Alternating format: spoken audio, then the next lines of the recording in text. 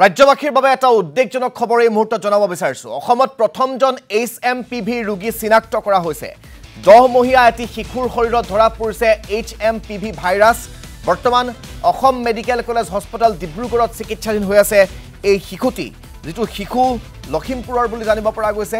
এই শিশুটিৰ দেহত HMPV ভাইৰাছ ধৰা পৰিছে আৰু HMPV ভাইৰাছৰ প্ৰথমটো ঘটনা ইয়া পোহৰলৈ আহিছে আৰু এই ঘটনাটো পোহৰলৈ অহাৰ পিছতে এতিয়া সকলো চিন্তিত হৈ পৰা পৰিলক্ষিত হৈছে অসম মেডিকেল কলেজ হস্পিটেলত চিকিৎসাধীন হৈ আছে লখিমপুৰৰ শিশুটি 10 মহিয়া এটি শিশুৰ শৰীৰত ধৰা পৰিছে এই HMPV ভাইৰাছ আৰু এই শিশুটিক অসম মেডিকেল কলেজ হস্পিটেলত ভৰ্তি কৰোৱাৰ পিছত মেডিকেল কলেজ কৰ্তৃপক্ষই ইতিমধ্যে মন্তব্য প্ৰকাশ কৰিছে আমাৰ ডিব্ৰুগড়ৰ সাংবাদিক দেৱজিৎ চুটিয়াই সেই সাক্ষাৎকাৰ গ্ৰহণ কৰিছিল অসম মেডিকেল কলেজ কৰ্তৃপক্ষৰ সেই সাক্ষাৎকাৰ গোটেই বিষয়টো সন্দৰ্ভত কি ক'লে মেডিকেল কলেজ কৰ্তৃপক্ষই সেয়া আমি আপোনালোকক দেখুৱাই ল'ব বিচাৰিছো হয় নিশ্চয়কৈ ক'ব লাগিব এতিয়া সমগ্ৰ দেশতে এতিয়া HMPV যি ভাইৰাছ সেই ভাইৰাছক লৈ যথেষ্ট চৰ্চা হৈছে আৰু কোনো অঞ্চলত হয়তো জনসাধাৰণৰ মাজত আতংকৰ সৃষ্টি হৈছে আৰু শেহতীয়াকৈ অসমত প্ৰথমটো HMPV যি ভাইৰাছ ধৰা পৰিছে সেয়া অসম চিকিৎসা মহাবিদ্যালয়ত আৰু অসম চিকিৎসা মহাবিদ্যালয়ত এটি শিশুৰ শৰীৰত এই ভাইৰাছ ধৰা পৰিছে যিটো সন্দৰ্ভত জানিবলৈ আমি এতিয়া ডিব্ৰুগড় অসম চিকিৎসা মহাবিদ্যালয়ৰ আৰু অধীক্ষক শ্ৰী ধ্ৰুৱজ্যোতি ভূঞা ছাৰৰ ওচৰত আমি আহিছোঁ ছাৰ ইতিমধ্যে অসমৰ প্ৰথমটো HMPV ভাইৰাছ ধৰা পৰিছে অসম চিকিৎসা মহাবিদ্যালয়ৰ চিকিৎসাধীন জানিব পৰা গৈছে কি ক'ব এই সন্দৰ্ভত হয় ছাৰ অসমৰ প্ৰথম HMPV বুলি মই নকওঁ কিন্তু 2025 চনত এটো ডিটেক্ট হোৱা প্ৰথম কেছ এটি 10 মহিয়া শিশু 8 তাৰিখে আমাৰ ইয়াত ভৰ্তি হৈছিল তাৰ জ্বৰ কাহ পানী লগা আছিল তাৰ পিছত সেই কেছটো আমি সাধাৰণতে যিখিনি ৰুটিন ইনভেষ্টিগেশ্যন কৰো এই টেষ্টটো আমি ৰুটিন ইনভেষ্টিগেশ্যন কৰিছিল ৰুটিন ইনভেষ্টিগেশ্যনত তেওঁৰ দেহত HMPV ভাইৰাছৰ অৱস্থিতি ধৰা পৰিছে কিন্তু বৰ্তমান সেই শিশুটি সম্পূৰ্ণৰূপে সুস্থ তেওঁৰ জ্বৰ কাহ এইবিলাকো কমি আহিছে এতিয়া তেওঁ সম্পূৰ্ণৰূপে ঠিক অৱস্থাতে আছে হয় যেহেতু যিকোনো পানী লগা বা এনেকুৱা ভাইৰেল ইনফেকশ্যন ইজনৰ পৰা সিজনলৈ খুচৰিব পাৰে আমি গম পোৱাৰ পিছত তেওঁক এতিয়া আইচোলেশ্যনত ৰখা হৈছে কেনে ধৰণৰ এতিয়া সতৰ্কতা অৱলম্বন কৰিব লাগিব কেনেকুৱা ধৰণৰ কি চাওক জনসাধাৰণৰ ক্ষেত্ৰত মই এটা কথাই ক'ম তেখেতসকল যাতে অনাহকত আতংকিত নহয় কিন্তু আমি সচেতন আৰু সজাগ হৈ থকাটো অত্যন্ত প্ৰয়োজনীয় সাধাৰণতে HMPV ভাইৰাছ আমাৰ এই পৰিৱেশটোত থাকেই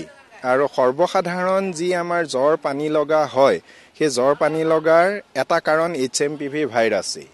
এই ভাইৰাছটোৰ অৱস্থিতি প্ৰথম 2001 চনত ধৰা পৰিছে আৰু 2014 চনৰ পৰা আমাৰ ইয়াত ৰুটিনলি এই টেষ্টবিলাক কৰি থকা হৈছে গতিকে সাধাৰণতে শিশু আৰু বয়সস্থ মানুহৰ ক্ষেত্ৰত ইয়াৰ সংক্ৰমণ অকমান বেছি দেখা যায় সেই কাৰণে এই সকল মানুহে অকমান সাৱধানতা অৱলম্বন কৰাটো ভাল আৰু যদি কোনোবা ব্যক্তি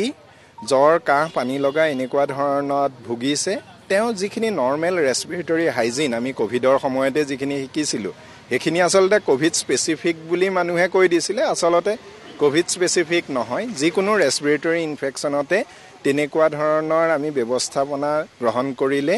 ইয়াৰ পৰা হাত সাৰিব পৰা যায় ধৰক আপুনি মাস্কখনকে পিন্ধিলে হাতখন পৰাপক্ষত ভালকৈ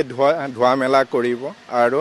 নাক মুখ চকুৰ ওচৰলৈ যিকোনো বস্তু টাচ কৰি পেলাই বা স্পৰ্শ কৰি এইখিনি চুব নালাগে গতিকে এনেকৈ ইয়াৰ পৰা বাচিব পৰা যায়